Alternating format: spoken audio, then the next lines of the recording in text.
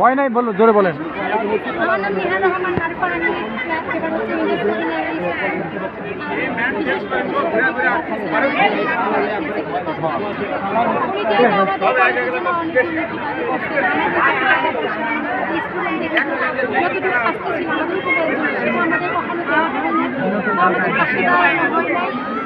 আমাদের ভর্তির ক্ষেত্রে আরও অনেক বেশি আমাদের থেকে টাকা দাবি করেছে, প্লাস আমাদের মাসিক বেশি আমাদের ক্ষেত্রে অনেকে চাকরিজীবী না, অনেক চাকরি করি, কেউ হয়তো করতে পারতেছে না এই টাকা নিতে। মাসের বেতন আমাদের অনেক করছে, অনেকেই দিতে পারতেছে, অনেকে দিতে পারতেছে না। ধরো আমার ক্ষেত্রে আমরাও দিতে পারি বা দিতে পারি, এরকম হয়ে যায়। মাসের বেতন আমাদের পরীক্ষার ফি আমাদের অনেক কিছু করে, অনেক ভালো, কিন্তু এটা আমাদের আচ্ছা ঠিক আছে, এখন চাচ্ছেন কি? চাই না কোনো যেহেতু তারপর আমরা চাই উনি নির্দিষ্ট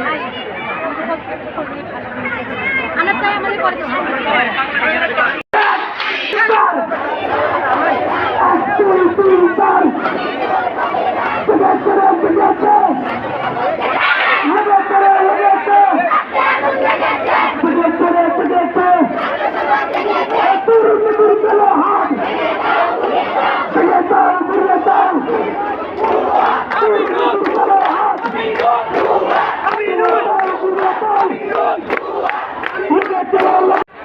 মিটিংটা হয়,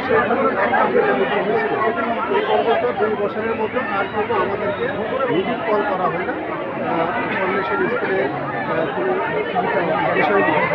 তো এই ক্ষেত্রে আমরা হেড স্যারের সাথে আলাপ করছিলাম, আমরা তো কমিটির মধ্যে থাকলাম, ওই মিটিং তো আমাদেরকে আপনার ডাকেন, তো এটা কেমন হয়।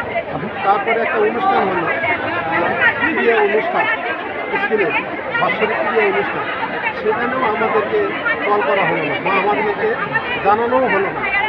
যে ম্যানেজিং কমিটি গঠন আছে, সেই গঠনের আলোচনার সাপেক্ষে তো ক্রিয়া অনুষ্ঠান হওয়ার কথা, বা বডি বসেই তো কীভাবে কাজগুলো, খালি ক্রিয়া অনুষ্ঠান না, বিভিন্ন কলেজ, স্কুল কলেজের যে দিকগুলো আছে, সার্বিক দিক দিয়ে যে আলোচনা করা, সেই আলোচনাটা আমাদের নিয়ে আসতে হয়নি।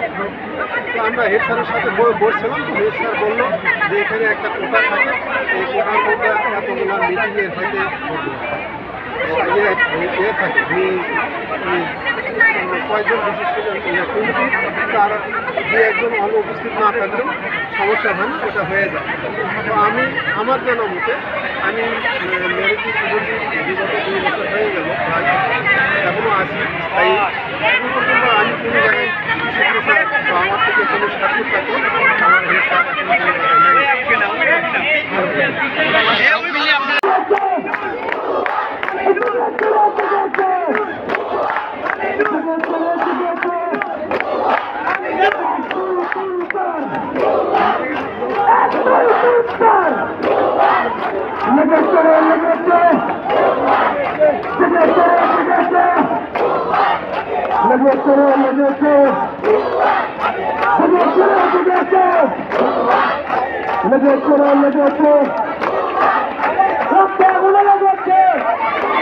দুর্নীতিবাদের ঠিকানা এই সমাধান হবে না, দুর্নীতিবাদের ঠিকানা এই এই বাংলায় হবে না দুর্নীতির কালো হাত বাইরে দাও